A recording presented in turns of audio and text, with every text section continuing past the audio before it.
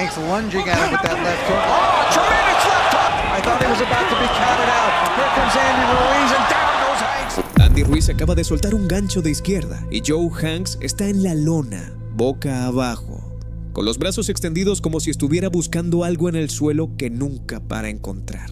El referee cuenta por encima de él y Hanks mueve la cabeza. Intenta levantar el torso, pero las piernas no responden.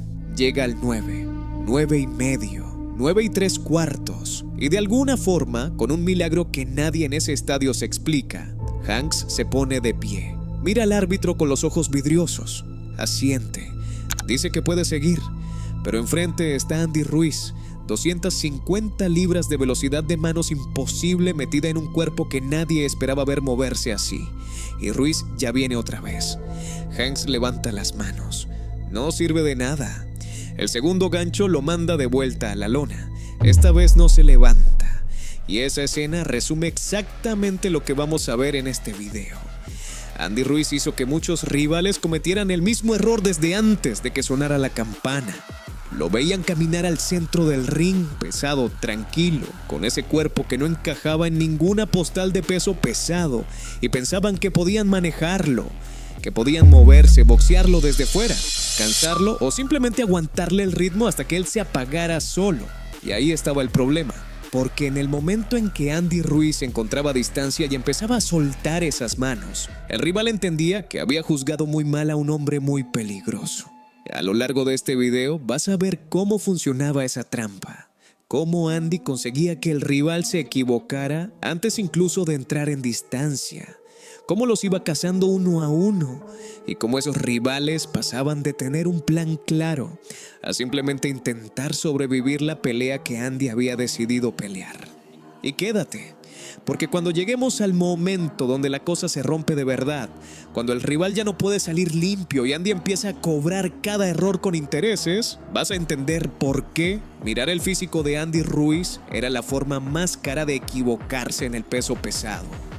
Esto apenas empieza. Andy Ruiz Jr. creció entre México y Estados Unidos, en una familia donde el boxeo estaba muy presente desde joven. Su padre también había boxeado y desde muy pronto Andy mostró algo poco común para alguien de su tamaño: coordinación real, velocidad de manos y la capacidad de combinar en espacios cortos donde otros pesados apenas encontraban sitio para tirar una mano. En el amateur fue una bestia, más de 100 peleas, 105 victorias y 5 derrotas, según los registros de su etapa amateur. Campeonatos nacionales mexicanos, experiencia representando a México en el circuito amateur. Eso no es el historial de alguien que llegó al boxeo por accidente. Eso es un tipo que pasó años aprendiendo a golpear, a moverse, a medir distancias, a combinar arriba y abajo y a hacer que cada metro cuadrado dentro del ring fuera su territorio. Cuando se hizo profesional, la pregunta que muchos se hacían era la misma de siempre. ¿Puede pelear de verdad contra gente del nivel del peso pesado? Porque a primera vista, Andy Ruiz no encajaba en el molde. Ancho, pesado, con una barriga que no intentaba esconder. No tenía el físico que la gente asocia con un campeón. Y eso hacía que muchos rivales llegaran al ring con una idea equivocada sobre lo que tenían enfrente. El error era enorme, porque Andy en el ring era otra cosa completamente distinta a lo que se veía desde fuera. Manos rápidas para su tamaño, rápidas en serio, no solo rápidas para un tipo grande. Combinaciones cortas que empezaban con el jab y terminaban con golpes al cuerpo antes de que el rival pudiera procesar qué había pasado. Presión constante, instinto para encontrar el momento de cerrar cuando olía daño y una capacidad para absorber castigo y responder que hacía que los intercambios con Andy fueran siempre una mala idea para el otro. Raza. Una cosa es verlo por fuera y otra muy distinta, tenerlo encima tirando combinaciones. Déjame ponerte contexto porque sin esto no se entiende la magnitud de lo que pasó. Joe Hanks llegó a esa pelea invicto, sin derrotas, con confianza. Era un peso pesado con altura, con físico, con alcance y con la convicción de que Andy Ruiz era un rival que podía manejarse. Que si se mantenía fuera, si usaba el jab para marcar distancia y si obligaba a Andy a perseguirlo, podía controlar los rounds. El problema es que ese plan dependía de que Andy tardara en llegar. Y Andy llegaba mucho antes de lo que Hanks esperaba. Al principio, Hanks intentó exactamente eso. Jab largo, movimiento, buscar el perfil exterior. Parecía que tenía algo de sentido al inicio, pero Andy encontró el ritmo de la pelea más rápido de lo que Hanks esperaba. Empezó a meterse, a cerrar distancia, a hacer que cada metro cuadrado que Hanks ganaba hacia atrás se volviera un metro menos donde refugiarse. Y cuando Andy encontraba la distancia que quería, la corta, la de media distancia donde sus manos podían trabajar en espacio reducido, la pelea dejaba de parecerse a lo que Hanks había planeado. El jab de Andy era una herramienta de verdad, no solo un golpe de preparación. Lo usaba para medir, para tapar, para crear el espacio que necesitaba, y detrás del jab llegaban las manos, rápido, una combinación que no daba tiempo de procesar. Arriba, abajo, derecha e izquierda. Hanks empezó a notar que cuando intentaba responder, la combinación de Andy todavía no había terminado. Y eso, mi gente, es cuando empiezas a tener un problema serio. Agárrate, porque esto apenas está arrancando. Y lo que viene es justo la parte donde Andy empieza a romper el plan por completo.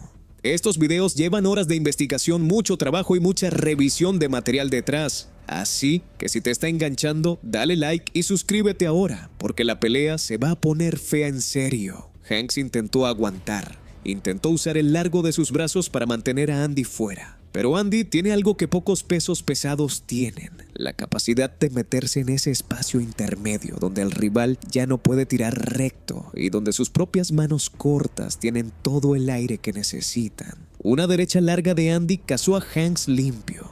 Le hizo un pequeño baile involuntario hacia la esquina. Las piernas le respondieron, pero ya no con la misma solidez que al inicio.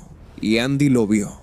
Cuando Andy Ruiz ve ese movimiento en las piernas del rival, cuando detecta que el cuerpo del otro ya empezó a pagar algo, se mete más. Vino otra combinación, esta vez más intensa. Derechazo, gancho de izquierda, vuelta a golpear al cuerpo. Hanks recibió el castigo y respondió, pero llegó tarde a todo. Sus golpes pasaban cerca, pero no llegaban limpios. Los de Andy llegaban solos y con intención. Ojo con esto, porque aquí está la clave de cómo Andy Ruiz desarmaba a sus rivales. No necesitaba un solo golpe para cambiar la pelea. La iba cambiando de a poco, combinación a combinación, presión a presión, hasta que el rival ya no estaba ejecutando su plan, sino reaccionando al de Andy. Hanks buscó amarrar en algunos momentos. Cuando encontraba el cuerpo de Andy cerca y las piernas ya no respondían bien, el instinto de sobrevivencia decía agárrate. Pero Andy salía del clinch rápido y volvía con manos. No había descanso en esa pelea. Para el final de los primeros rounds, la historia ya estaba bastante clara. Hanks no iba a poder boxear la pelea que había imaginado. Andy no le estaba dando ese espacio. Cada intento de resetear, de volver al jab largo y al movimiento, lo cortaba Andy entrando de nuevo y metiendo ráfagas que quitaban el aire y la confianza al mismo tiempo. El error de Hanks no fue un solo momento, fue una acumulación.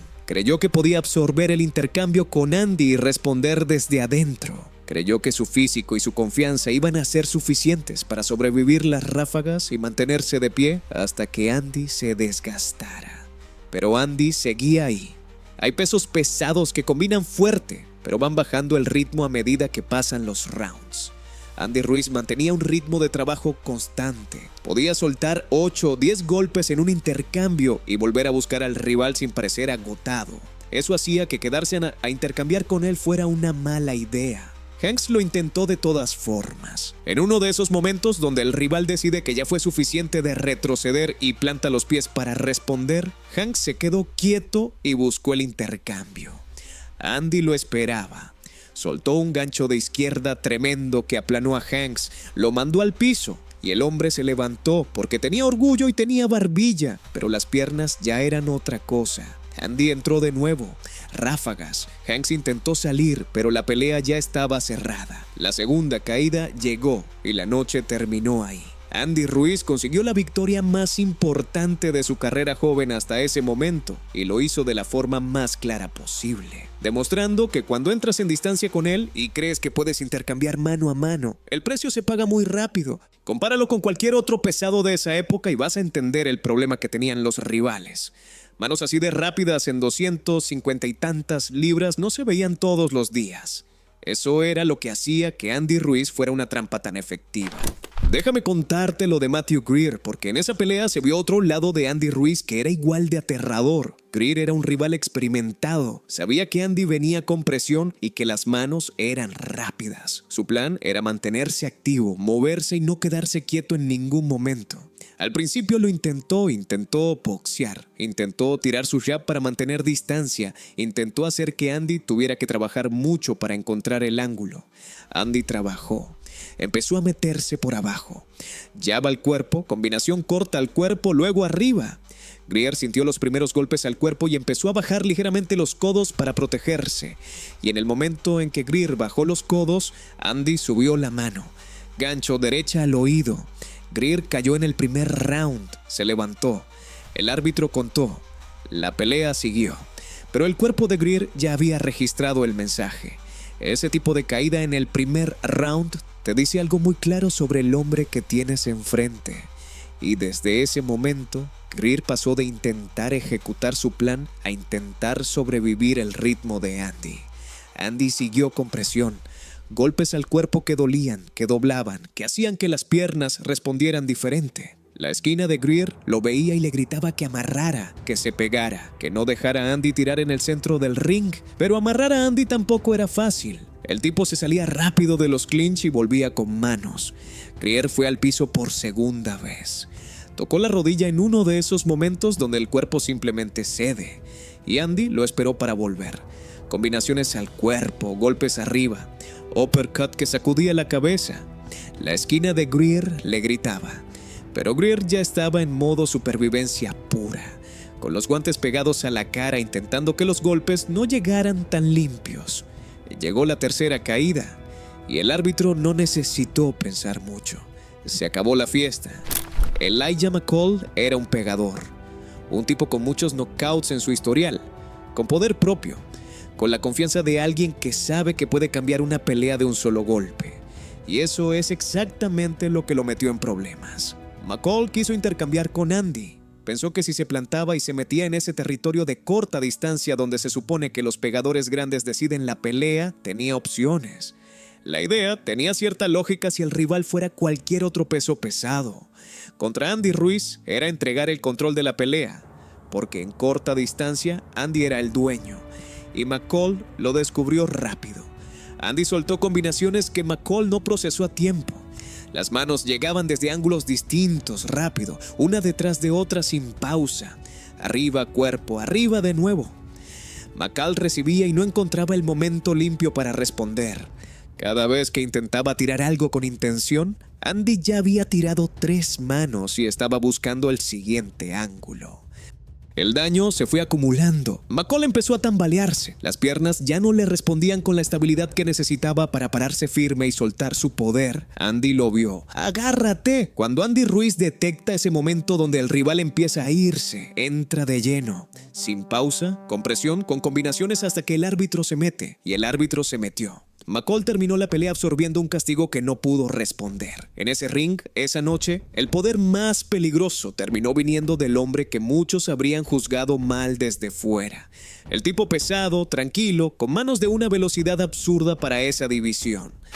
Francisco Díaz intentó otra estrategia. Quiso boxear desde fuera, usar el jab para mantener a Andy en distancia y evitar que el peso y la presión de Ruiz lo aplastaran en las cuerdas. El problema fue el jab de Andy. Mucha gente no habla del jab de Andy Ruiz porque los knockouts y las combinaciones tapan todo lo demás.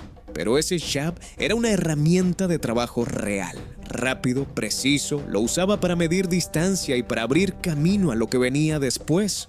Cuando Díaz intentó usar el suyo para mantenerse afuera, Andy respondía con el propio y luego metía la segunda, la tercera mano antes de que Díaz pudiera resetear. En el primer round, Andy atrapó a Díaz con una derecha que lo puso en problemas serios. Díaz se tambaleó y empezó a buscar el clinch porque el cuerpo le estaba pidiendo un segundo de aire. Andy lo empujó fuera y volvió a buscar. El ritmo era brutal. Díaz llegó al final del primer round con suerte, pero llegó herido y con la cabeza ya procesando que esa pelea no iba a ser lo que esperaba. Andy no bajó el ritmo. El gancho de izquierda llegó fuerte, lo siguió la derecha y la resistencia de Díaz simplemente se apagó. Esa noche entendió el problema. Déjame explicarte algo, mi gente, porque creo que la gente subestima exactamente qué era lo que hacía tan difícil pelear contra Andy Ruiz. La velocidad de manos era solo la primera parte del problema. Lo que de verdad desesperaba era el ritmo de sus combinaciones, la forma en que encadenaba los golpes sin pausa perceptible entre uno y otro. En el peso pesado estás acostumbrado a que los golpes vengan con un cierto espacio entre ellos. Es la naturaleza de la división. Los cuerpos son grandes, pesados, y tirar con intención cuesta energía. Andy rompía ese patrón constantemente. Soltaba 4, 6, 8 golpes en una combinación y el rival no terminaba de procesar el primero cuando el cuarto ya había llegado. Y eso tiene un efecto psicológico enorme que no se ve en los resúmenes. Cuando recibes 3 golpes limpios en menos de un segundo, el cerebro empieza a tomar malas decisiones. Las piernas pierden confianza. Los brazos se quedan en guardia por instinto en lugar de responder.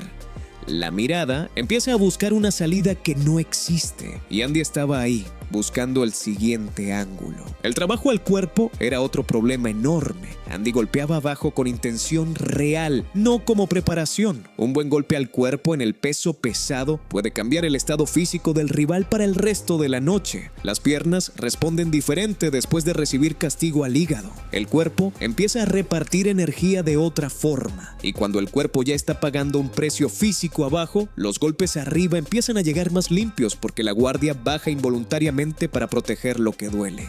Andy lo sabía. Combinaba arriba y abajo con una lógica que muchos rivales no conseguían anticipar. Cuando el rival esperaba la mano arriba, llegaba el golpe al cuerpo. Cuando el rival bajaba los codos para protegerse, llegaba el gancho a la cabeza. Y luego estaba el factor distancia. Andy era especialmente peligroso en media y corta distancia. En esa zona donde el rival tiene que doblar los brazos para tirar y donde los golpes largos ya no tienen recorrido. Andy en esa distancia era donde todas sus características funcionaban juntas al mismo tiempo. La velocidad, las combinaciones, el trabajo al cuerpo, la presión. Era como meterte en una habitación pequeña, con alguien que sabe exactamente cómo moverse en ese espacio. Y tú no. Los rivales que intentaban boxearlo desde fuera lo tenían difícil porque Andy encontraba la forma de entrar. Y los rivales que se quedaban cerca intentando intercambiar lo tenían peor, porque en ese territorio Andy era el dueño. No había una respuesta fácil, y eso es exactamente lo que lo hacía tan incómodo.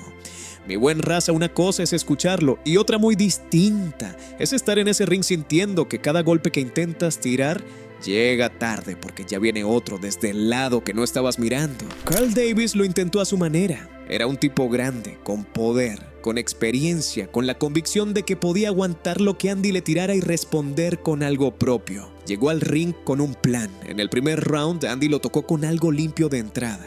Davis sintió el poder y las piernas le dieron una advertencia inmediata. Se fue al piso, se levantó, porque tenía orgullo, pero el mensaje era claro. Andy Ruiz tenía ese poder que los comentaristas de ese tiempo repetían una y otra vez porque era real. La forma en que generaba daño hacía que la gente lo notara inmediatamente. Davis se recuperó y siguió. Intentó mantenerse activo, tirar su jab, no quedarse quieto. Pero Andy lo encontró de nuevo con el mismo poder. Las piernas de Davis volvieron a fallar. El árbitro lo contó de nuevo. Davis se levantó por segunda vez. Y Andy entró a terminar el trabajo. La tercera caída llegó y la pelea se acabó antes de que los asientos de la arena se calentaran del todo. Así de rápido, así de brutal. Ken Franks era diferente. No era alguien que buscaba el intercambio de poder desde el primer segundo. Intentó boxear, intentó moverse, usar el perfil largo, mantener a Andy trabajando desde fuera. Había entrenado con gente seria, había preparado la pelea pensando que tenía herramientas para controlarla. Andy le cortó el plan pronto. Se metía por abajo, por adentro, por cualquier ángulo donde Franks no estuviera completamente preparado. Y cada vez que entraba, soltaba combinaciones. 8 golpes arriba en una secuencia que dejó a Franks moviendo la cabeza involuntariamente, intentando que no todos llegaran limpios. El daño se fue acumulando round a round. Franks lo intentó. Usó el jab para mantener a Andy a distancia. Intentó sacarle el ritmo, buscó el movimiento para no quedarse estático. Pero Andy seguía encontrando el camino de entrada. Y cada vez que encontraba ese camino, el precio que cobraba era más alto. En algún punto, la esquina de Franks vio suficiente. La toalla voló. se acabó. Kelsey Arnold era un tipo grande, 6 pies 3 pulgadas, 241 libras, 26 años. Tenía físico, tenía presencia, y Andy Ruiz lo fue apagando con presión constante y golpes al cuerpo desde el primer round. Arnold intentó mantenerse activo con el jab, intentó mantener la distancia que necesitaba para que Andy no pudiera entrar cómodo, pero Andy usaba su propio jab al cuerpo, una herramienta que muchos no mencionan pero que era efectiva para tapar el camino del rival y abrir espacio para lo que venía después. Arnold recibía el jab al cuerpo y luego llegaba la combinación arriba. En el segundo round, Arnold casi fue al piso. Aguantó, siguió, pero para ese punto ya no era el mismo peleador del inicio. Estaba sangrando de la nariz. Las manos de Andy habían encontrado el camino demasiadas veces y el cuerpo ya lo estaba registrando. El árbitro detuvo la pelea cuando Arnold simplemente ya no estaba respondiendo con nada, solo recibía. Y cuando llegas a ese punto contra Andy Ruiz, la esquina que quiere a su peleador decide que ya fue suficiente. Eso era Andy Ruiz. Un peso pesado que hacía que sus rivales pagaran por la misma equivocación una y otra vez. Lo miraban por fuera y calculaban mal. Pensaban que podían controlarlo, que podían boxearlo desde lejos, que podían intercambiar con él sin consecuencias. Y Andy simplemente esperaba ese momento donde el rival se confiaba o se quedaba quieto, o decidía que podía sobrevivir el intercambio. Ahí entraba, soltaba las manos y la pelea cambiaba para siempre. Cada uno de esos rivales llegó con un plan. Algunos intentaron distancia, otros intentaron poder, otros intentaron aguante. Andy tuvo una respuesta para todos. Manos rápidas, combinaciones que seguían cuando el rival pensaba que ya habían terminado, presión constante y un instinto natural para encontrar el momento donde el rival ya no podía salir limpio. Si quieres más historias de boxeo contadas así, suscríbete, deja tu like y dime en comentarios cuál crees que fue la peor noche que vivió un rival de Andy Ruiz dentro de ese ring. Nos vemos en el próximo video.